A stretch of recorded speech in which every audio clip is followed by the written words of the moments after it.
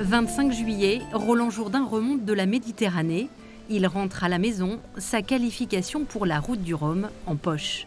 Il retrouve la ville close et un port qu'il affectionne. Ici, construction navale et navires de pêche côtoient plaisance et course au large. C'est un grand jour pour Bilou et son équipe.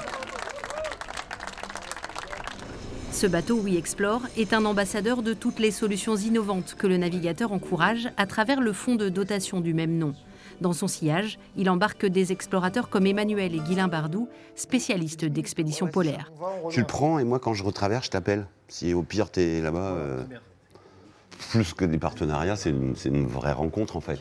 Et c'est un peu à cause ou grâce à des gens comme Guylain et Manu qu'Explore est né finalement. Avec Sophie, on leur a simplement dit rentrez, venez vous installer, c'est pas quand vous aurez de l'argent que vous aurez besoin de nous. Notre pensée du monde, tel qu'il devrait devenir, on converge complètement. Voilà. Et puis il n'y a pas de rivalité, il n'y a pas de compétition, il n'y a pas d'ego, comme on peut le trouver parfois ailleurs. Et ça, c'est super chouette.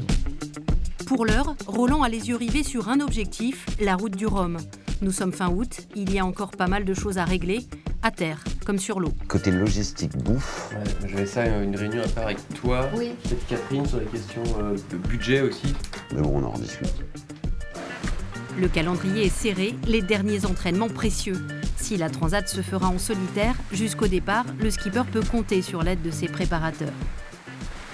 Donc ouais, là on a un équipage de choc avec Tanguy, Martin, qui sont la jeune génération. Je suis heureusement frappé depuis ces dernières années de l'appel d'air à cette nouvelle génération, qui sont là dans l'engagement complet, qui se foutent du salaire, qui sont à fond. Et c'est plein d'ingénieurs que moi j'arrive pas à suivre parce qu'ils ont beaucoup plus étudié que moi.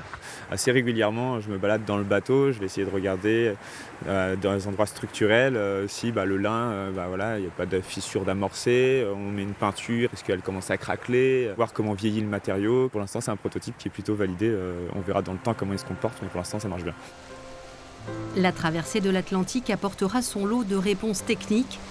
Le marin, lui, poursuit un chemin jalonné de doutes. Je me réveille le matin, route du Rhum, performance, vitesse, 5 minutes après, empreinte environnementale, 10 minutes après, low-tech, tsa.